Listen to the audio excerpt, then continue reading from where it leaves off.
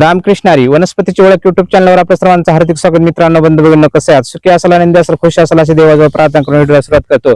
आज मी तुम्हाला सांगत आहे गोरख चिंचेचे एकदम जबरदस्त असे उपाय, गोरख चिंचेचा दम्यावरचा उपाय। तर काय करायचं, गोरख चिंच झाड तुम्हाला माहित नसेल तर इथे व्हिडिओ मध्ये बघा, हे झाड दिसतंय। हे झाड रस्त्याच्या कडेला, नदी नाला ओढ्याच्या किनारी, नदीच्या किनारी आणि रस्त्याच्या कडेला खूप मोठ्या प्रमाणामध्ये आढळणारी ही गोरख चिंचेची झाडं असतात। तर गोरख चिंच काय करायचे, तुम्हाला पिकल्यानंतर काढून आणायचे आहे, ते सुकवायचे आहे, त्याची पावडर करायची आहे। याची पावडर 3 चमचे गोरख चिंचेची पावडर पिकलेल्या किंवा कच्चे म्हणजे तुम्ही वल्ल्या किंवा वाळलेल्या अंजिरामध्ये टाकून 14 दिवस खाल्ल्यानंतर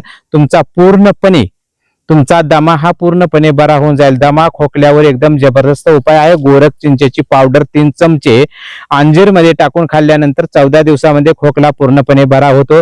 दुसरा उपाय, तुम्हाला जर आम्लपित्त असेल तर आम्लपित्तावरती एकदम जबरदस्त उपाय आहे।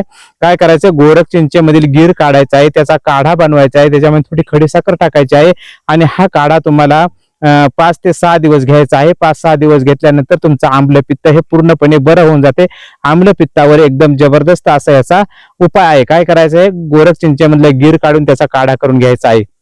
त्याचप्रमाणे तुम्हाला जर जखम असेल, तुम्हाला कुठल्याही प्रकारची जखम होऊ द्या, खुजली होऊ द्या, खाज, खरूज, चट्टे, नायटे, गचकरणं, धायरू, असा कुठलाही जरी चर्मरोग जर झाला असेल तर गोरख चिंचेची बिया घ्यायची आहे।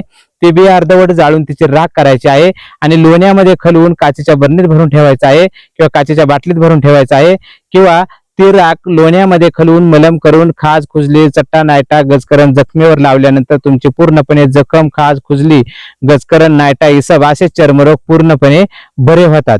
हे गोरख चिंचेचे एकदम जबरदस्त असे उपाय तुम्हाला शॉर्ट व्हिडिओच्या माध्यमाद्वारे दिले।